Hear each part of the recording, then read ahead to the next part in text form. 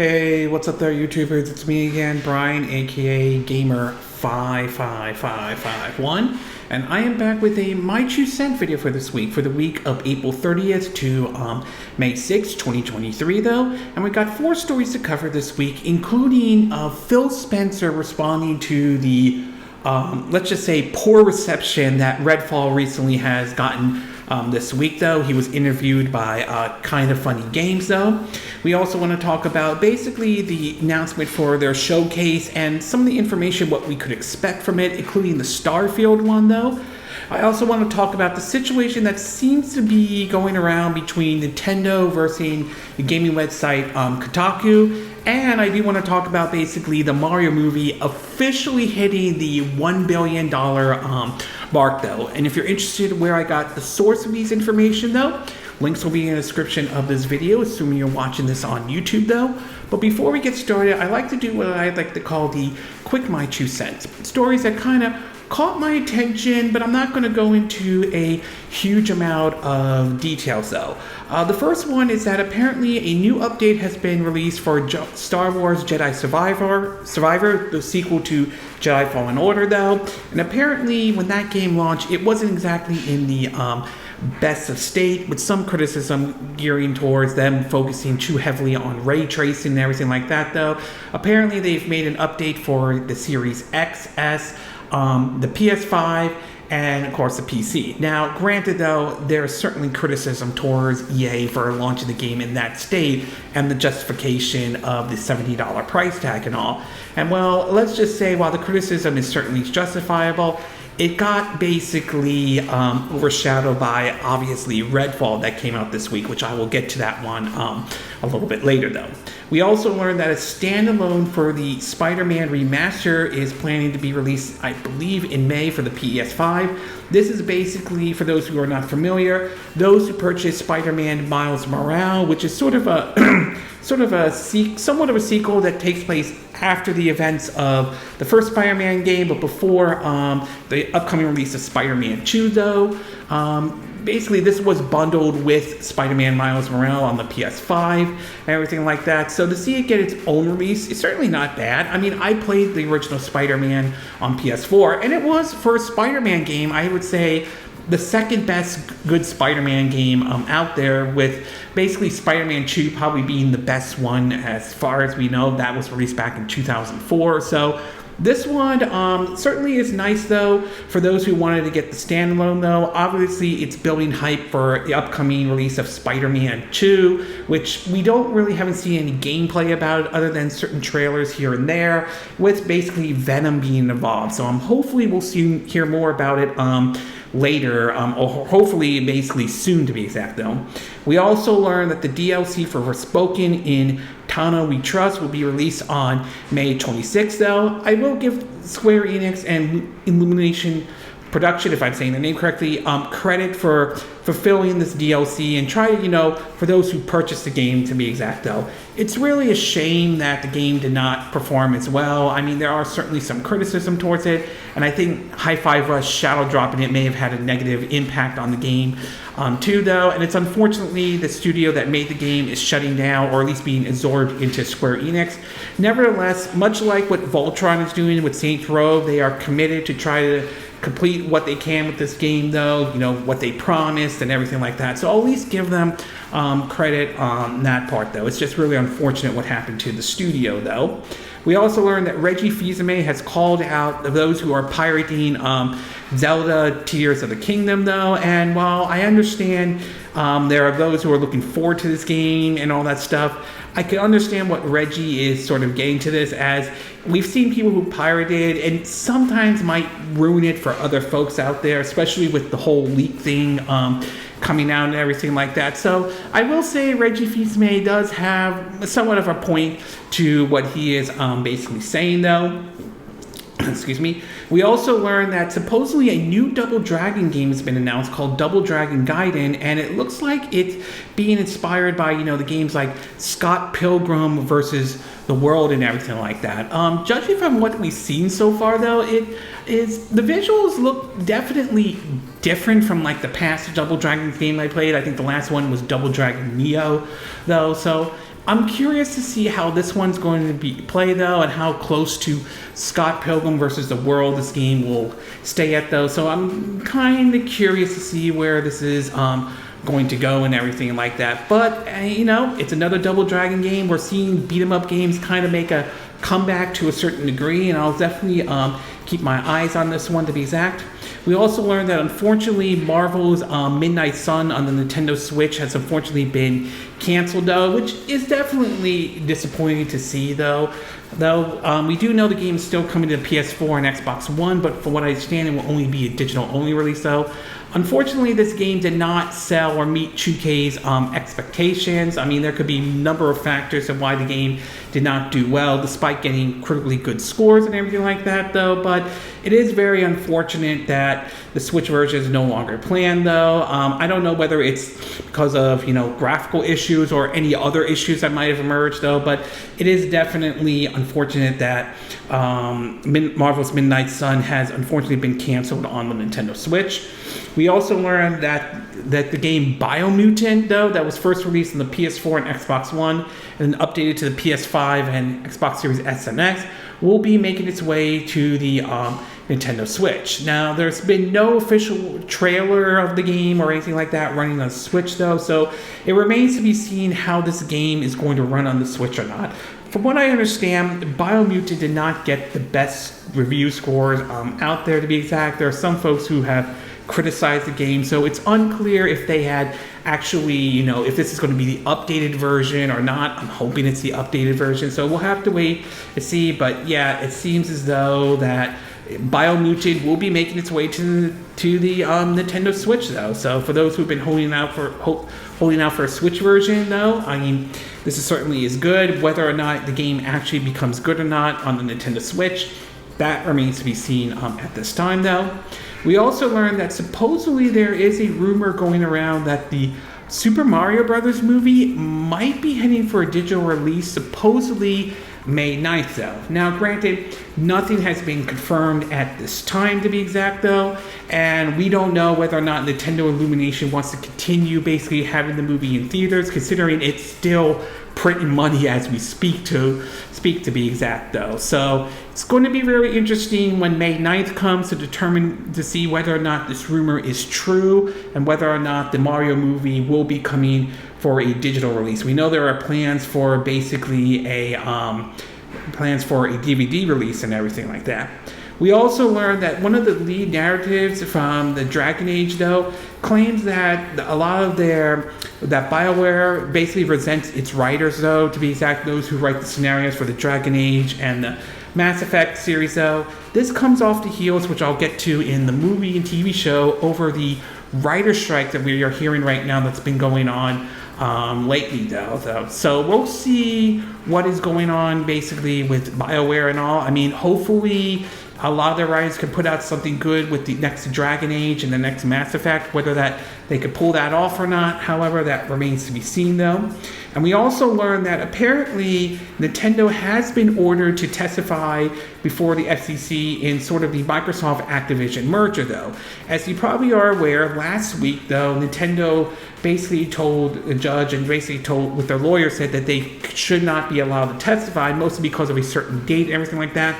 But apparently they have now ruled that say, no, you got to testify before the FTC. And they want some information with the FTC over the 10-year deal that they signed with Microsoft in regards of Call of Duty appearing on their system, whether it's through a cloud, whether it's actually native on the Switch, or if it comes out with basically the Switch successor, Switch 2, or whatever Nintendo is going to refer to it, though. Are there going to be certain information that might be retracted, though?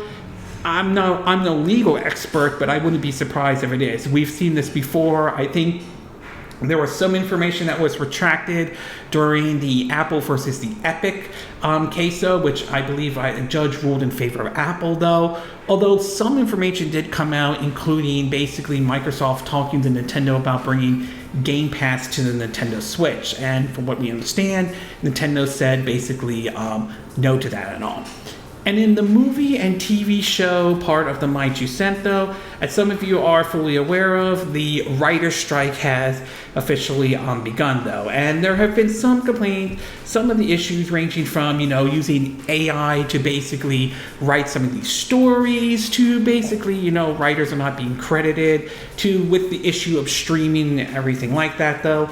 It's unclear how long this strike is going to last, though. We did remember one back in 2007, though. We know this certainly has an impact on shows like Saturday Night Live and some of the late night talk shows, like with Late Show with Stephen Colbert, or with basically Stephen Colbert and others like Jimmy Fallon and so forth. So it will be very interesting to see how long this strike is going to last and what impact this could have going down the road if this strike lasts longer than what we saw in 2007. Though we also saw a new trailer for Doom Part 2 and all, and judging from what they showed so far, it looked really neat, at least in my book, though. I never got to see the first one, which is very unfortunate, for me, and I kind of regret that, though. Luckily, I have HBO Max, which it's going to be changing to Max pretty soon, though, so maybe I'll get a chance and watch it on there to see what people liked about the first Doom one, though. So I'm very curious to see about this movie, though. I definitely would keep my eye on it, especially since it has a release date of November 3rd, so I'll probably be definitely keeping an eye on that one, along with the Disney and the Marvels too, though. And finally, last but not least, though, we do now have supposedly a running time for Marvel's Secret Invasion for Disney Plus, though. And the reports seem to indicate that the running time might be for each episode, though, may be like an hour long. So assuming that is true, though, I am very curious to see how they're going to fill in with an hour and all that stuff. I'm also very curious to see how long, Samuel L. Jackson will play Nick Fury. There's going to be a point where he's going to retire as Nick Fury, though. So it'll be interesting to see if this series will be the last time we see Nick Fury or not, or anything like that, though. But yeah, I am looking forward to Secret Invasion, and also this is one I'm definitely going to keep keeping an eye out on with Disney Plus and all. Okay, with the quick My 2 cent and the movie and TV show part of my 2 cent part now officially done, we'll get started with our first story, and this one has to do with the Mario movie and the its box office, though. Now, ever since the movie launched back in April, though, the Mario movie has been doing extraordinarily well in terms of the box office. Despite getting not the best response from critics, though, the movie seems to be doing very well with audience scores and all that stuff. I saw the movie as well with my nephews and everything, and you know what? I enjoyed it, though. I don't think it's 100% perfect in any way, though. I think there are some decisions I think Nintendo Illumination made that I'm not really don't agree with, though. But I did not come away disappointed with this movie, though. And of course, I'm still mixed with the idea of Chris Pratt voicing Mario, but not to the point that I'm losing absolute sleep. To me, it was fine, and that's all I can say about that part, though. But in terms of the box office, it seems that almost every week or something, you hear them hitting a milestone after milestone and after milestone. It's obviously very clear the movie is doing very well. And it was only a matter of time before we knew when this movie was going to hit the $1 billion mark. Well, apparently around April 30th and all, it became officially clear that the Super Mario movie has officially hit the $1 billion mark, with a recent report indicating that it hit the $500 million on the domestic side, though. In an article from Deadline, though, let me get that all set up. All right, here we go. It says, and this is from an update, though, Illumination, Nintendo, and Universal's The Super Mario Bros. Movie has gotten Super Game at its level, crossing the $1 billion at the global box office through Sunday. It has now become the 10th animated film in history to cross the $1 billion worldwide, and the 10th biggest animated film of all time globally, overtaking Despicable Me 2 and Minions, The Rise of Gru. The Super Mario Bros. Movie is the third Illumination title to hit the $1 billion mark. The Juggernaut power-up an additional 68.3 million this session in 80 overseas market, bringing its international receipt to date through Sunday to 532.5 million worldwide. The estimated though today is $1.022 billion though. Nosebleed Japan opens this week though. From what I've been hearing, it's been doing well in Japan though as too. Of the 776 screens, the start was a huge 14.3 million to score the biggest opening weekend ever for an animated Studios movie, as well as the biggest Sunday box office in Universal history, topping Jurassic World domination. In only 2 days, the Super Mario became the fastest Universal film to reach the 1 billion yen, and the weekend result is the biggest Universal opening of all time. Korea bowed to 5.7 million with a strong business on the weekend date. Playing into the holidays next week, it's got a 96% CGV X score, and it has the biggest non-holiday elimination opening in line with Jungle Books, Rise of Guru, Secret Lives of Pets, and Minions. The top 5 markets to date are Mexico with $73.2 million, UK with $56.4 million, Germany with $43.9 million, France with $40.8 million, and Australia with $31.1 million. In IMAX, the money for it is now $45.3 million worldwide, the third highest result ever for an animated title, though. To date, the Super Mario is performing above many competitions. For example, and excluding flicking China, is over Jurassic World by 12%, 16% ahead of Frozen 2, 27% in front of Minions, 32% over Beauty and the Beast, 33% ahead of Spider-Man Far From Home, and 51% above last year's Minions: The Rise of Guru. So there's definitely no doubt that this movie has been doing extraordinarily well at the box office. And I think there are several factors you could take into how this movie is doing very well. Some of it is a generation thing, and that is true, though. Generations like mine and maybe some of today's generation grew up playing the Mario games before. So this movie definitely appeals to a lot of today's generation, and even my generation, though, who remember playing the original Mario game back during the days of the NES, though. And some of it is also the fact that movies or TV shows based off of video games have certainly gotten better than where we were, 30 to 40 years ago, to be exact, though. Again, not all of it is 100% perfect, to be clear about that, though. I mean, some shows have gotten mixed response, like Paramount Plus's the first season of Halo, to Netflix's Dragon Dogma.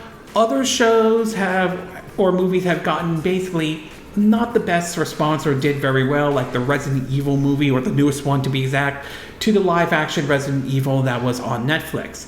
However, we have seen successes such as, Sonic the Hedgehog 1 and 2 from Paramount, which we know we're getting a Knuckles spin-off, though. We've seen success with Netflix's The Witcher, Cyberpunk Edge Runner, Castlevania, though. And, of course, we've seen HBO Max, The Last of Us, though, and, of course, the Mario movie. So I think what we're seeing here is a lot of movies and TV shows based off of video games. I forgot to mention Sonic Prime. That's also doing well on Netflix, though.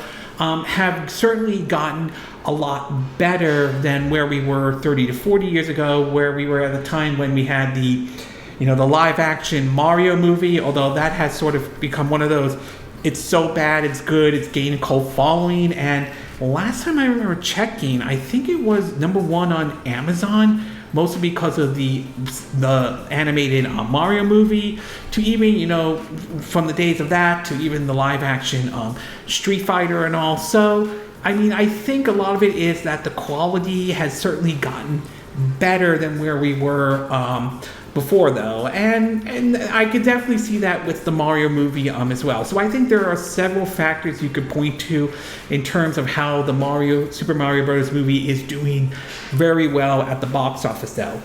I'm very curious to see if Universal does something similar to what we saw with Jurassic World back in 2015, where although the movie had its run in the theaters, they decided to put it back in the theaters due to high demand. So I'm wondering if we could see something similar like that with the Super Mario Brothers movie. I'm not saying that's going to happen. We don't know 100% for certain if it will happen, but it wouldn't surprise me if I hear something like that does happen and all. So overall, though, obviously the Super Mario Brothers movie is printing money, though. It's doing very well at the box office. I am very curious to see how long we have to wait until they officially announce a sequel. There's no doubt in my mind that a sequel probably is going to happen. Given the amount of money, though, they're going to do a sequel. Make no mistake about it. It'll be very interesting to hear if they do announce something like a Luigi Mansion movie, or even maybe like a TV show, maybe something on Peacock Network and all, or a Donkey Kong spin-off, which I've been hearing, yes, that is officially going to happen and all. So it'll be very interesting to see how long we have to wait for that. It's also going to be very interesting to see how long until we basically hear other Nintendo IPs get the big screen treatment, though. And finally, I am very curious to see what impact this movie will have in terms of once the NPD charts come out, and whether or not we could see, say, Super Mario Odyssey or New Super Mario Bros. U, basically, or Paper Mario the Origami King, or seeing where Mario Kart, how far will they make it into the top 20 again, and how far up could we see it because of the impact of the Super Mario Brothers movie. Remember, we saw something similar with the Last of Us TV show, pushing the Last of Us Part 1 remake up on the top NPD charts, though. So I'm very curious to see if something like that will happen or not. Okay, we're going to take a quick break, and when we get back, we'll get to part 2. And this one has to do with a sort of a conflict between Nintendo and Kotaku over what something Kotaku did, though. So we'll take a quick break, and we will be right back.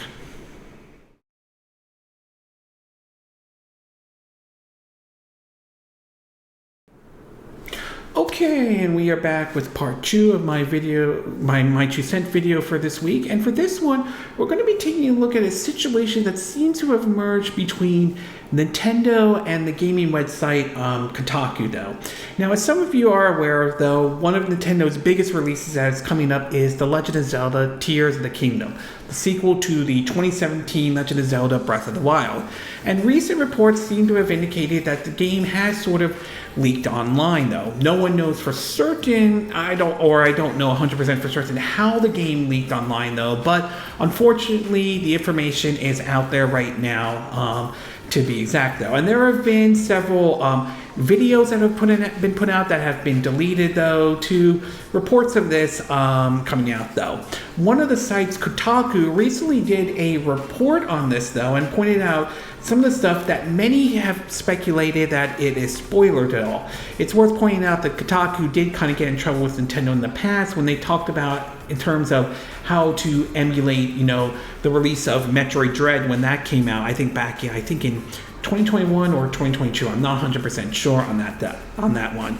Well, apparently it seemed that Nintendo is not happy about the situation, and it's been reported by several sites, including this one from Root Tier, that points out the fact that that after Kotaku published this, though, apparently they have been blacklisted by Nintendo, to be exact, and they have not been happy about this, though.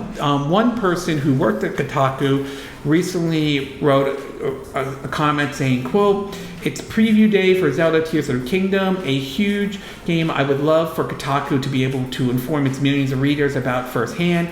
Unfortunately, Nintendo still has its blacklist for advanced coverage, a move I would argue is both unprofessional and coherent, though. Not everyone seems to agree with this, though. Apparently, some folks, like, say, Nintendo Prime, for example, though, I basically made comments such as saying, well, maybe not your fault. Your outlet has talked about and told people in the article to pirate Metroid Dread day one. You also have incorrect financial reports, though the former probably was upset Nintendo the most. That article is just telling people to private weep. I don't think journalists are responsible for each other, and I have an immediate respect for so many of you, but it's hard to argue they don't have a good reason for, a good reason why they don't blacklist, they don't have a good reason to blacklist. Can't promote pirating their brand in new games and then also expect early access to them. Have to make amends. Calling them unprofessional isn't going to do when it's calling the kettle pot. However, cohesive is a pretty strong word. You can still do a review after the game comes out. The value of the review isn't lost because it's later than others though. And there have been others that have called out Kotaku over this though. This whole situation, to be exact though. I would say to a certain degree, and I know no matter how I'm going to say this, it's probably going to get their panties tied in a knot. So I know either some folks are going to strongly disagree with what I said, some might disagree though. So I will say I am kind of somewhat mixed on this to a certain degree. Now, to be absolutely clear, and I do want to be as clear as I can on this issue though, I will admit that Nintendo is well within their right to not send out a review code to Kotaku if they don't want to though. There is nothing illegal about what Nintendo is doing. They don't have to send out a review code at all. They could choose to set whatever terms they want to set, and if they want to blacklist Kotaku and say we're not sending you a review code, they are well within their right. Hell, I could white knight Nintendo all I want to and ask them to send me a review code for Tears of the Kingdom or send me Tears of the Kingdom for free, and they could just outright say no. So I won't argue against Nintendo on that one, no. I also will say that the criticism towards Kotaku on this is justifiable, to be exact though. Remember, as I said, this is the same site that did basically talk about how to emulate Metroid Dread and put it on, think back to Steam Deck or your PC and all. So I think some of the criticism towards Kotaku is definitely justifiable, and I won't argue or disagree with that though. I think the part that kind of worries me a little bit, and this kind of, to me, at least how I'm seeing it, can be sort of a gray area, is when basically you have a situation where some of these companies will blacklist people for non-justifiable reasons. Like say an article came out about how they are basically doing something unethical or mistreating employees, and then decide to blacklist them for calling them out on this though. So I'm kind of mixed on this situation to a certain degree, okay? Again, I'm not saying what Nintendo is doing is necessarily wrong or anything like that, nor am I saying I 100% agree with what Kotaku is basically saying. I'm just very, very mixed on the decision Nintendo has made about it though. Again, there are times when I think Nintendo is right, and there are times when I think Nintendo is wrong, and they absolutely deserve to be called out for this kind of decision. So this is a very mixed kind of approach to what Nintendo is trying to do. And I think there is somewhat of a gray area to a certain degree, at least how I'm seeing it though. So overall though, again, I'm not 100% disagreeing with what Nintendo is doing. I believe they are well within their right to do this though, nor am I disagreeing with the criticism towards Kotaku on this though. I think there is some of the criticism towards them is justifiable and all. I'm just sort of mixed on the decision Nintendo made in terms of blacklisting Kotaku and everything. Okay, I'm going to take a quick break, and when we get back, we'll get to part 3. And this one has to do with some information that has come out about the upcoming Xbox showcase. So we'll take a quick break, and we will be right back.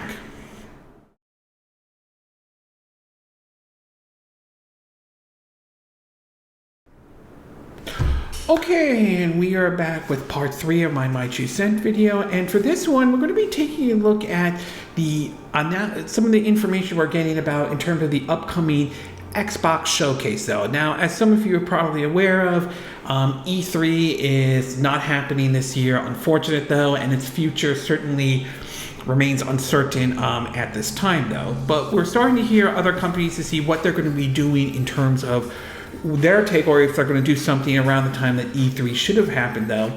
And it seems as though Microsoft is getting ready for their official showcase, which will not only be talking about their games, though, but will have a dedicated one directed towards Starfield, as they promised during the Xbox Directs that happened earlier in January, though.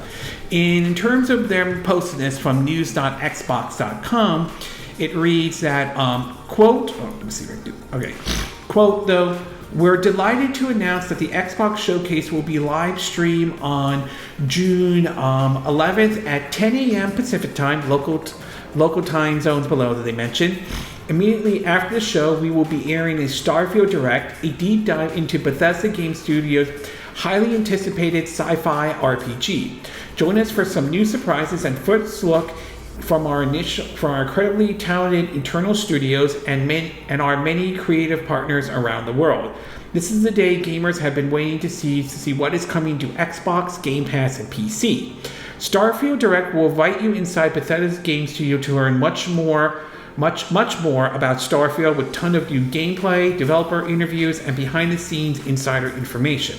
Like last year, we'll also have a follow-up stream, Xbox Games Showcase, extending, airing June 13th at 10 p.m. with in-depth interviews focused on the news from our Xbox Games Showcase, as well as games updates from our partner. You'll be able to watch our June 11th show live through various outlets and in over 30 languages and American Sign Language, British Sign Language, and English audio description, though. You could turn into the streams and watch below. It's a double feature. They have YouTube, Twitch, Facebook, though, and they talk about the different local times, though. 10 a.m. me, since I'm in the Pacific time, to be exact, though. Part of me is kind of excited to see what they're going to show during the showcase, but part of me is also very, very concerned, and this has to do with what happened with Redfall, which I'll get to it in part 4. But let's just say, because of the situation with Redfall, though, I think this is going to put a lot of pressure on Microsoft and Bethesda itself, though, because of how Redfall was handled, though. They're really going to have to knock it out of the park with this show. They're going to have to really show what games are coming out, especially for this year and maybe next year, though. And Starfield really, really needs to hit it out of the park, though, to be exact. What they showed last year in terms of some of the gameplay footage and all definitely showed some promising, though. But given Bethesda's history, especially with some of the bugs and all that their games are well known for, that could be a problem with this kind of game, though. And after what we saw with Bethesda Game Studios with Fallout 76 and how that launched, yeah, this combined with what happened with Redfall really is going to put a lot of pressure on it. Hopefully it doesn't lead to a kind of crunch time situation, but yeah, they're not going into it in the best of position, though. That's not to say that I don't think they can't pull it off, though. They might come up with a very good presentation for both Starfield and Xbox itself, though. I mean, their Xbox Direct that happened in January, I thought that was pretty good, though. I mean, it was very close to what I would expect from like a Nintendo Direct to a certain degree, and that's not necessarily a bad thing. And I am very curious about Starfield itself, though. It's a game that sounds promising, though, but I am also very concerned that because it's a Bethesda game, and after what happened with Fallout 76, though, there is certainly some concerns with that game. Although, being that it's on Game Pass, though, there is a silver lining, though. So if it turns out to be bad, hey, I didn't blow $70 or anything like that. So we'll see what happens on June 11th at 10 p.m. Pacific time to see if they could pull this one off. So yeah, I'm hoping it is. My fingers are crossed on it, though, but we'll see how this is all going to play out for them. So overall, though, I am looking forward to the showcase and the Starfield Direct, though.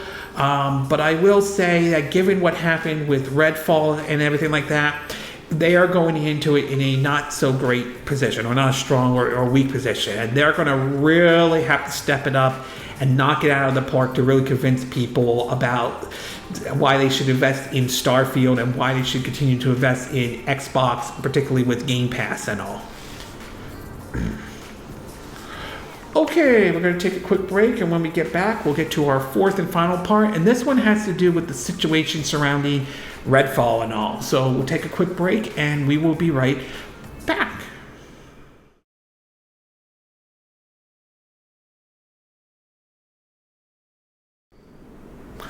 Okay, and we are back with our fourth and final part of our Might You Said video, and for this one, we're going to be taking a look at the situation surrounding Redfall, which was supposed to be Microsoft's big release sale. Now, originally the game was supposed to come out in last year in 2022, but got pushed back into 2023 though. And at first, what they showed though seemed a bit promising though. The game looked kind of interesting and everything like that though. The idea that it can be enjoyed both on multiplayer and on a single player side.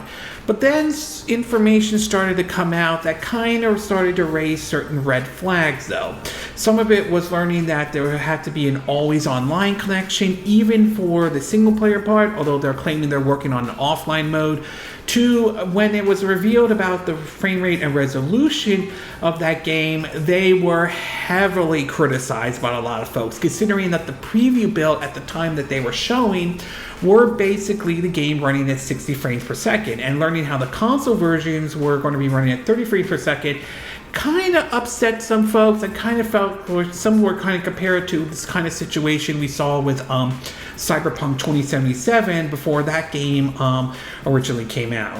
Well, I mean, Redfall hit Game Pass this week though, and it has been hammered by reviewers and even users and even gamers themselves though. There are some arguments that are making some people are review bombing the game, and I don't completely disagree. There are some out there that are probably doing that though, but I find it hard to believe that everybody is review bombing this game, and I think some of the reviews for it seem to be very justifiable though. Well, recently though, Phil Spencer, the head of the Xbox division though, recently was on Kind of Funny Games, and they did talk about a lot of things ranging from the CMA blocking the Activision Blizzard deal to basically them talking about Redfall. And it seems as though Phil Spencer definitely went out of his way to explain the situation though, but more in trying to be more of a, what I view as more like a down-to-earth kind of approach though.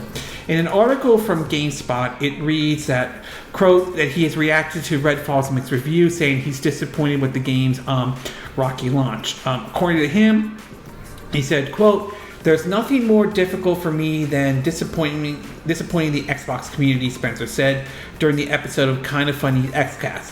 "I'm upset with myself." Spencer also landed the fact that Redfall was initially supposed to launch at 60 FPS support, but only ended up supporting 30 FPS on consoles for now. Supposedly there was work on a 60 patch and everything like that, though.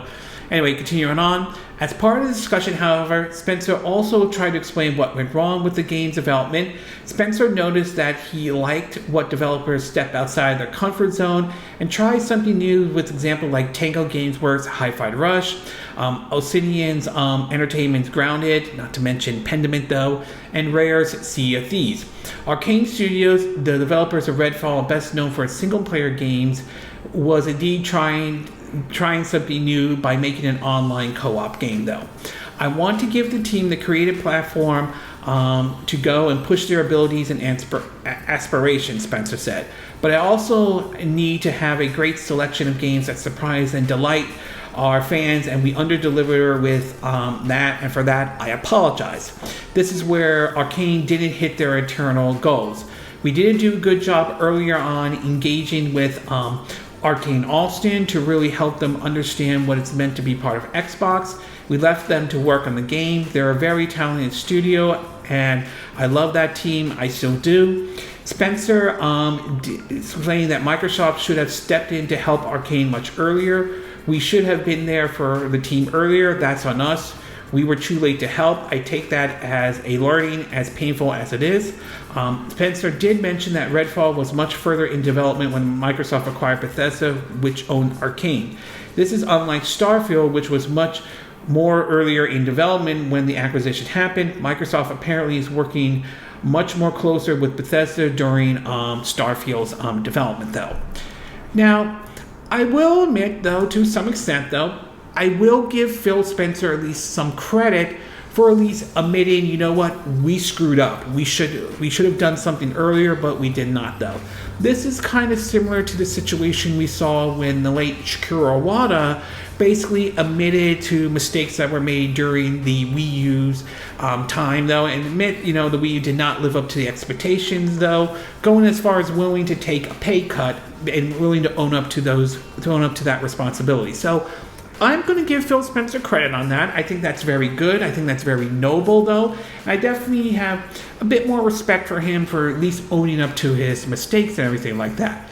That being said, though, there is an old saying that goes, actions speak louder than words. It's one thing for Phil Spencer to say this, but it's another to really show that basically we are going to learn from this and really show that we could put out good games and all. Starfield is definitely going to be one of those games, and they're going to have to really step it up, as I mentioned in part 3, to show that, yeah, we learned our lessons from the Redfall situation, and we want to basically show that we could put out quality titles and so forth. So, yeah, not the best title to put out for basically from Arcane, though, or for Game Pass in general, and they're really going to have to learn from this situation very clearly, though.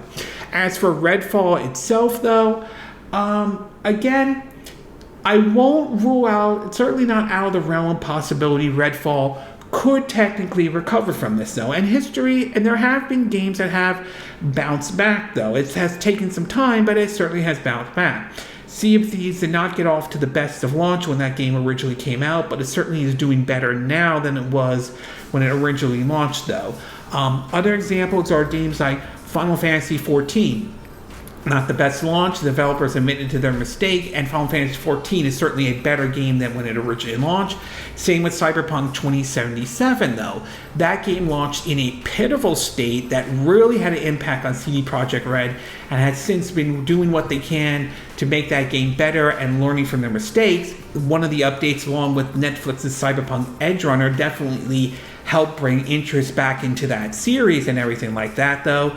At the same time, I'm also willing to admit, though, that some games have gotten off to a bad start and have never recovered at all.